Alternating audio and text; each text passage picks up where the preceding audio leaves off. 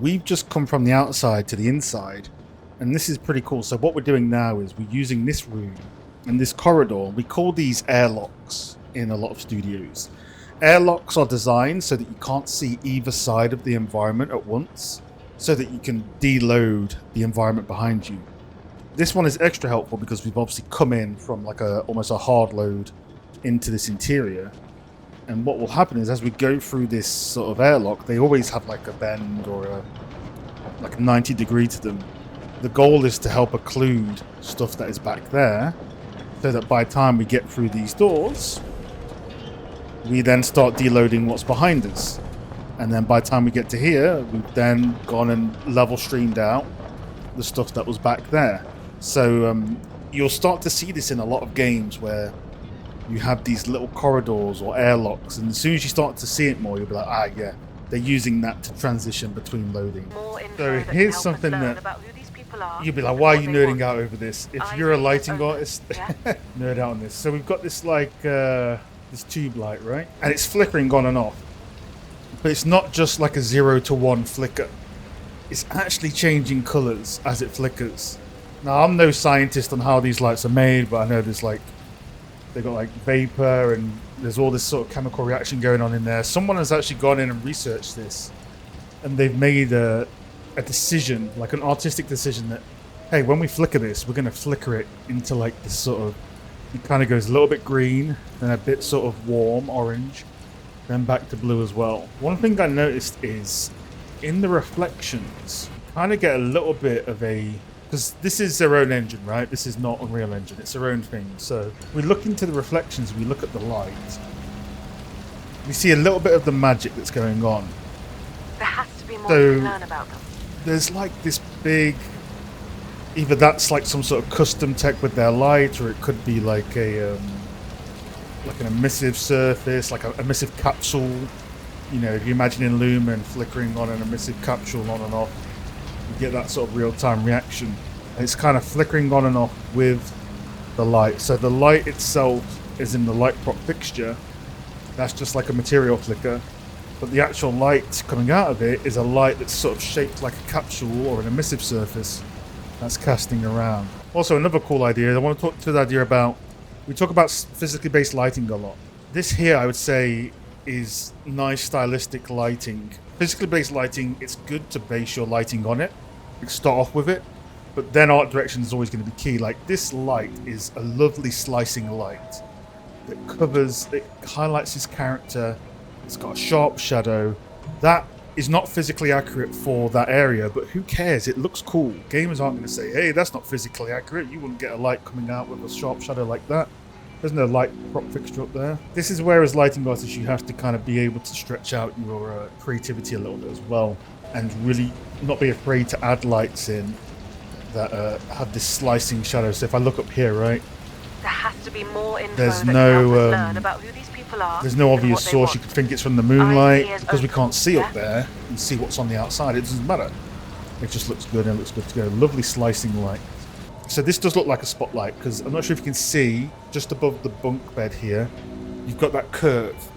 You always get that type of curve even with square light fixtures, because rectangular lights, they are lovely and square, but they're quite expensive in real-time lighting, so we don't see them used that often. That's why you have that classical issue of a square spotlight with a sort of spherical, cone-ish looking fog coming from it. So yeah, we can see here that we have, this looks to be a spotlight. The shadows are pretty defined. If you notice as well, when I stand under this light, I have much more of a refined shadow. I can see much more of a penumbra as well, probably butchering that word. Stuff like this is very clever as well. Obviously this level is at night, it's raining. There's a reason why a lot of, when you look at those really realistic racing simulator videos, so how realistic does this look? It's rainy, it's wet, and it's nighttime, because that's when art looks really, really good and juicy. So we've got this big specular response. Lighting artist has put a light here behind the character. That's hitting the floor. Because it hits the floor, you get this strong specular response of material definition. It looks really nice and juicy as well. Yeah, everything here is nice. Like, just imagine, like, you've got the guard standing in a certain position, so when you're approaching the art direction and lighting for this, you're like, okay, this guard's going to stand here. Let's add a light behind them to gradient them and help them pop out in the silhouette. So it's kind of like staging, like going through Disney World. Everything's lit and designed in a certain way. This level so far is much like that. Oh god, that looks so good. Look at that. That's purposeful. Now, sometimes the earlier you have a lighting artist on a level, the better, because this room could have, for example, only had certain windows, like maybe one window, or no windows, or window at the front. When you have a lighting artist, and again, environment artists can make this decision as well, but one benefit of having a lighting artist early on is like, I want a window there that we can bleed light in. I want a window there to highlight this table, another window. The more windows, the more opportunity to get natural light in using fake lights. Nice custom bloom there. Again, these don't light up the surrounding, but they're emissive, and you don't need to light the surrounding up. They give enough of a sign there. I think this is pretty cool. So we've seen in previous parts of this level that these lights at the top, they weren't necessarily lighting up anything each time, but because this is like what we call a golden path location, having some lighting there to be like, yeah, you need to go in here to make it super obvious is, you know, helping guide the player as well. So that's a good case of where, you know, not every light is going to cast an actual light source. Some will be accents, and some will if it's on the golden path, because this is quite a small light to cast that shadow. Looks like a spotlight with maybe a texture on, like an IES profile, but it quite obviously wants you to go into here, which is pretty awesome. These are pretty interesting. So I'm in the fighting pits, and I notice there's these sort of the double fluoro lights we mentioned earlier. However, this again goes to that sort of aspect I was talking about, right? That they usually focus on the bigger picture, and they don't really dress them realistically. Like, for me, there are varying scales of sort of how you can do this. So for me, when it gets to stuff like this, it's a bit crazy.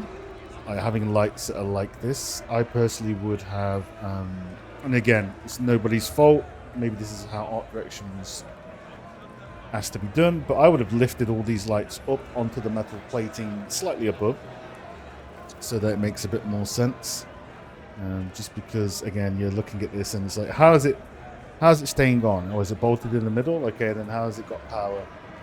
And all that sort of stuff. So for me, this is an example of stretching the rules of lighting a bit too far with unrealistic set dressing. But again, a normal gamer probably won't look at these and think the same sort of thing as well, right? This is very much under a lens of a game developer, lighting artist type deal. So yeah, I assume it's quite expensive to cast a lot of lights here, but if they keep their overlaps quite good, it should be fine. Oh, dude, so cool. Like, I've not played Hitman games before. I think there's, you know, the ingredients of that in here, but the amount of crowds and how well this runs for me is awesome. But also, I say that as these two characters clip into each other. This is quite literally two cylinder tubes in there, whereas usually you would not even put the tubes inside with a glass material on. You just put a glass material with an emissive, and then you get those sort of almost like last gen looking lights where it's just a bright emissive surface in the shape of a tube. I will say the way they place lights, I think there's a system going on here with the wires that come down from lights, because when you actually look at where the lights are placed, then they don't really have a pleasing sort of ending to them. So in the case of this, right, this just goes straight up into the wall. There's no cap or anything like that.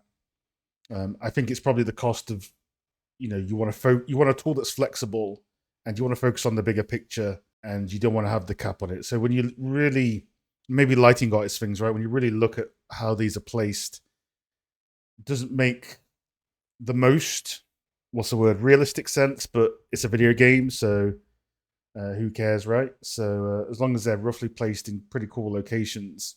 But yeah, just really cool that the lighting team and whoever's setting up the lighting systems, where it's like, yeah, we're not having just glass, we're having glass with tubes in, with the back plate on, and we're having all these controls for it. It's just very, very, very cool. The lighting here is green and yellowish, which is usually associated Look, you with need to find that antidote. thickness and Green like box, poison, orange which is stripe. very fitting because we are literally poisoned. So I'm gonna bet that's a very conscious decision. This is super cool but super nerdy. So if you look here, we have this light prop, which is a lamp. If we get close enough to it, we can clearly see that the light bulb is separate to the light prop, which means there's a very nice sort of physically set up mesh light prop system going on here. Because usually when you separate bulb from asset like this, you can swap them in, swap them out. You have much more of a realistic and modular system for your light props. It shows that you're really taking the lighting system seriously. Because there doesn't need to be a light bulb in there for this section. But there is, which is awesome because you can take away that cover, you can put different light bulbs in there, you can break them, shoot them. I assume we can shoot them at some point. But yes, this is what we call like physical accuracy in the actual props itself. Having a separate bulb lets you do so much with the lighting. So yeah, I found that by accident just by zooming in.